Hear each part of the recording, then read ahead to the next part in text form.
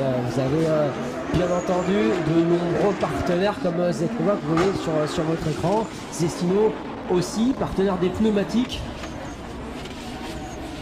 qui équipe les pilotes du championnat de France de drift. Mathias Locatelli face à Damien Fréchet. Mathias qui s'envole un petit peu après le clip numéro 4. Le 5 ici passe sans problème. Le 6, Damien Fréchet commence à accuser un petit peu le coup. Il commence un petit peu à être à la traîne derrière. C'est compliqué de suivre le monstre de cette cette 92. Elle est monstrueuse quand même. Il roule avec son mulet, Damien Fréchet. Mulet qu'on aimerait avoir, comme tu l'as dit ce matin, c'est sûr. Mais c'est peut-être pas sa voiture préférée. Allez, il est leader cette fois-ci. Et ça va peut-être changer la donne pour Mathias qui va devoir du coup s'adapter à la vitesse de Damien, qui est un petit peu plus là. Mathias qui du coup vient lui mettre la pression de suite derrière. Vous voyez, il mime parfaitement la voiture. Il vient ici. Il a poussé à la faute. Aïe, Mathias. On fait signe au pilote de regarder le feu de départ. Et c'est parti pour Mathias.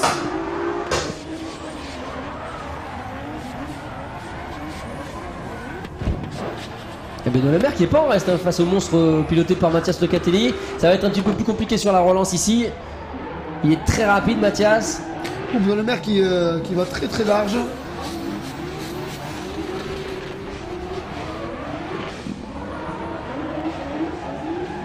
Oh, il est à la limite sur la fin du tracé. Et Benoît Lemert leader avec sa RS13. Allez, c'est parti. Top déclenchement pour Benoît Lemert. Oh là là, Mathias qui est déjà chaud, qui est déjà en train de pousser Benoît Lemert sur ses clipping point 3. Et là, Benoît il est juste venu mordre. Oh, qu'est-ce qu'il perd? Non, c'est un morceau à Mathias qui s'est envolé pour moi. Oui, c'est un morceau de calandre. C'est de la calandre, oui, j'ai l'impression qu'il s'est envolé pour Mathias. Tout va bien, c'est exactement ça. Oh là là, il est au contact encore une seconde fois. Aïe. C'est très beau.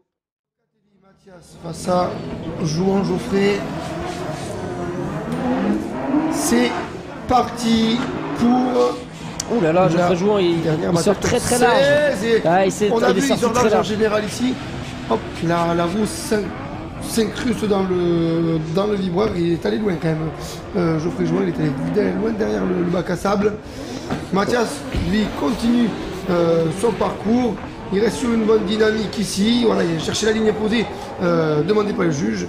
Et c'est une bonne chose. On regarde le feu. Et c'est parti, top départ pour Geoffrey Jouan qui dépose un peu de cailloux. C'est un petit peu comme un Mario pour essayer de gêner l'adversaire peut-être. Allez, non, trêve de plaisanterie, Mathias Locatelli n'en fait rien. Il est là dans la porte de Geoffrey Jouan qui est très rapide également. Hein. Geoffrey Jouan, attention, c'est un adversaire de taille. On en a pu le voir sur les autres battles. Locatelli qui arrive très fort, attention, Locatelli, je l'ai vu. Il est dans la fumée là, Locatelli. Ouais, il est dans la fumée, va, il lâche pas. Il est un petit peu dans le brouillard là.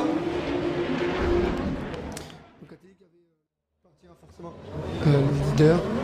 900 face à 1200 chevaux. Et c'est très serré sur le départ. Oulala, c'était presque au contact sur l'appel contre appel. En tout cas, Benjamin Boulbès, il va essayer de mettre la pression. Oh là là, quel angle de Mathias Locatelli. Locatelli, oui, qui met beaucoup d'angle ici. Benjamin Boulbès qui prend un petit peu de retard, là, qui accuse le coup sur le transfert sur le link contre le virage 2 et 3. Locatelli continue sur sa dynamique. Ici, transfert pour le dernier virage. Benjamin Boulbès qui se retente encore le drive. Qui a du mal, qui a du mal à suivre. Essayé, mais non, pas ici. Voilà, le poste de pilotage un peu du drifter. Et une Samsonas, je crois, sur le véhicule de Locatelli. C'est parti pour Benjamin Boulbès. Top déclenchement pour Benjamin, suivi par Mathias. De très près, est-ce qu'il va venir lui mettre la collé par Mathias, porte. le transfert sans problème, super synchronisation sur le transfert ici, clip 4. Un petit peu pour Mathias, encore une fois ici. Non, j'ai cru le voir toucher avec le drapeau s'agité clip 7, sur la voiture de Benjamin. On continue comme ça, on lâche pas jusqu'à la fin. Locatelli de baisse. Là, il prend un petit peu plus d'angle. Le transfert magnifique ici sur ce dernier virage. Quel travail de Mathias Locatelli, mesdames et messieurs. On peut les applaudir tous les deux. Il a déjà été champion de France. Antoine Amar, il pourrait réitérer l'exploit cette année. En tout cas, on va voir si Guillaume Gliot et Mathias Locatelli vont se battre corps et âme sur cette battle. Ça va être compliqué pour Guillaume Gliot. Il y a deux différences de préparation de véhicules. Sur Gliot ici, Gliot qui ne roule pas sa voiture en plus Ouh, Locatelli qui sort un peu large ici, ouais, est-ce que ça profite c'est un petit peu c'est dur, c'est très très dur. Pour notre ami. Le run retour va être magnifique, c'est certain. S'il n'y a pas d'erreur de la part de Mathias. Ça va être compliqué pour Mathias derrière, hein, vu lui aussi, il pourra y avoir le droit et c'est parti, top départ. Ah, j'ai l'impression que Guillaume a peut-être raté un peu le rapport au démarrage. Est-ce que Locatelli va jouer le jeu? On sait qu'il va jouer le jeu, il va aller au contact. Bien sûr qu'il va au contact. Je n'en fais aucun doute ici. On n'est pas à l'heure de la stratégie, on est là pour le spectacle. Ça a l'air compliqué. Hein, ça corrige à tout. Il y a une petite correction derrière. Forcément. Le manque de vitesse de Glio se fait sentir. Mais il y a une belle ligne. Il y a une belle ligne en tout cas. Oh là là là là là, il est quasiment arrivé au contact. Ici, magnifique. Ce dernier virage qui est extraordinaire. 2, 1, top départ pour la grande finale du championnat de France de drift. Allez, c'est parti. Premier round. Leader suivi par Mathias Locatelli. Quel angle Antoine Amar ici, très incisif sur le déclenchement. Locatelli qui vient au contact, il n'hésite pas à montrer à son adversaire qu'il est là et continue sur son petit bonhomme de chemin. Antoine Amar, il ne s'est pas déstabilisé. Locatelli qui commet une énorme erreur sur Antoine Amar, il vient le déstabiliser, taper dans le train avant. Quelle erreur de Mathias qui arrête le drift également. 2, 1, c'est parti. Top départ pour Antoine Amar, Mathias Locatelli, qui est leader. Antoine Amar qui va devoir remonter. Il va devoir remonter. Est-ce qu'il va réussir à tenir la cadence face à un Mathias Locatelli déchaîné ce week-end? Méfiez-vous parce que Antoine Amar, il a signé la pole position 2 fois d'affilée. Là, je vois un petit peu en difficulté derrière, ouais. Il est un petit peu en difficulté. Il n'y a pas forcément trop de proximité sur cette battle numéro 2, en sachant que la première battle est largement en la faveur d'Antoine puisqu'il s'est fait pousser en tant que leader sans forcément faire d'erreur particulière. Il accuse un petit peu le coup sur cette fin de tracé, mais l'autorisation du directeur de course de lancer le départ et top départ donc entre notre ami Mathias Locatelli et notre ami Nicolas Jouard. Mathias Locatelli BMW E92 et Nicolas Jouard BMW E36. Ça va revenir, je pense qu'il y a un micro qui s'est désactivé. Je fais remonter l'info, j'avais pas le son sur le départ.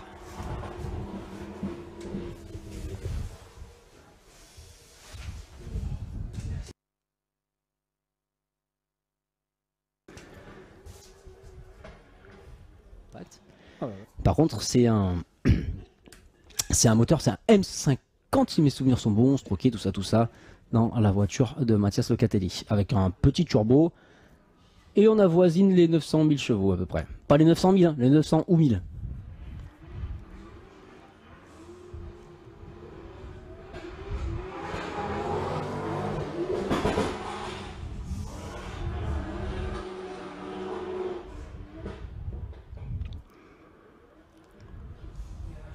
Ouh là là là là là là! Qu'est-ce qui s'est passé? Oh non! De cette finale du championnat de France de drift.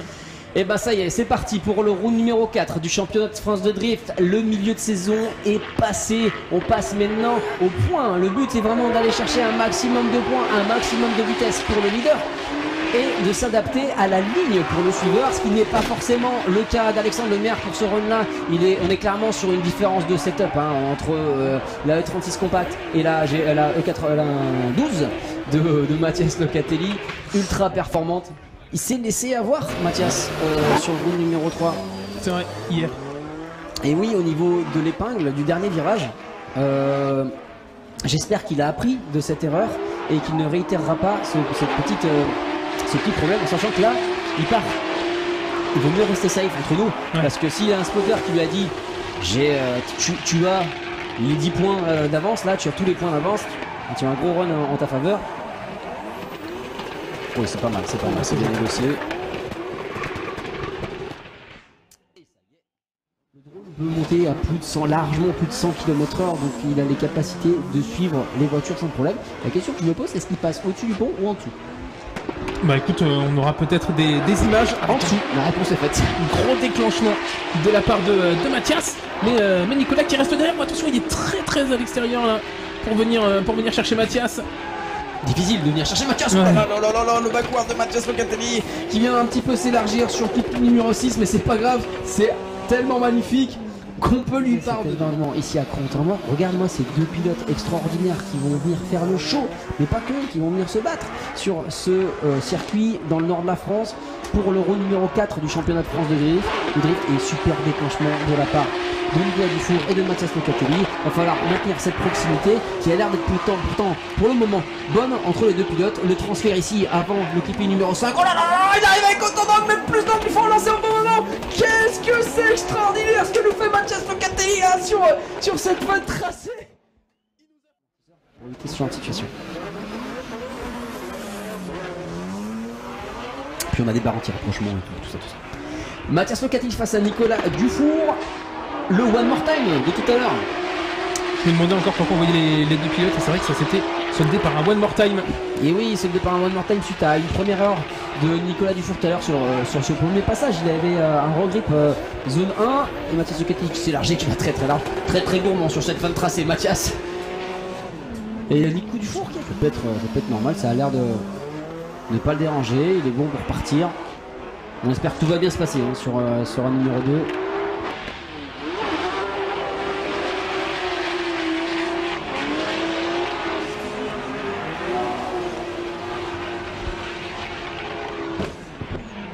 Il va essayer de remonter Mathias, c'était là la partie sensible. Ouh là quelle proximité. Non, oh là là, une grosse correction du coup. Est-ce que ça... Alors... Frédéric Ouivet, Mathias Locatelli qui est leader et Frédéric Ouivet au volant de la Skyline qui est suiveur. C'est parti, le top départ.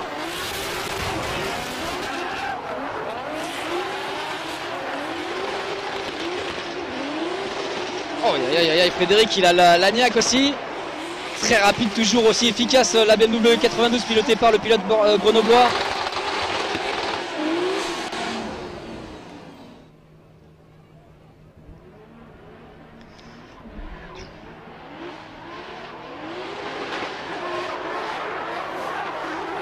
Et top déclenchement pour Frédéric Ouivet qui font déjà un très bel angle sur cette première partie de tracé. Mathias Locatelli qui va devoir suivre la cadence face à Godzilla sur ce clipping numéro 3, clipping numéro 4 intérieur ici. La ligne est parfaite pour les deux pilotes.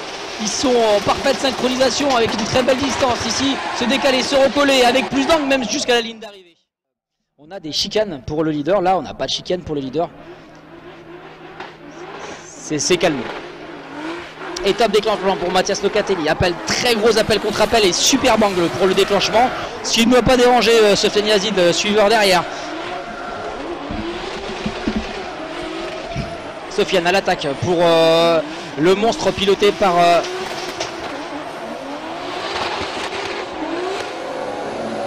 Mathias Locatelli. Sofiane Yazid, la position la plus dure, hein, c'est souvent la position de suiveur.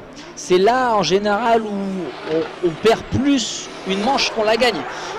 Et c'est là où on arrive à faire la différence en général. En tout cas, il a pris un très bel angle Mathias ici sur le déclenchement. Sofiane Yazid, super impressionnant, la ligne est vraiment belle. Quelle proximité du pilote grenoblois aussi en tant que suiveur. Super ligne sur le clipping numéro 4. Clipping numéro 5, ils viennent tous les deux à l'extérieur. J'ai pas trop vu sur la cam pour le coup.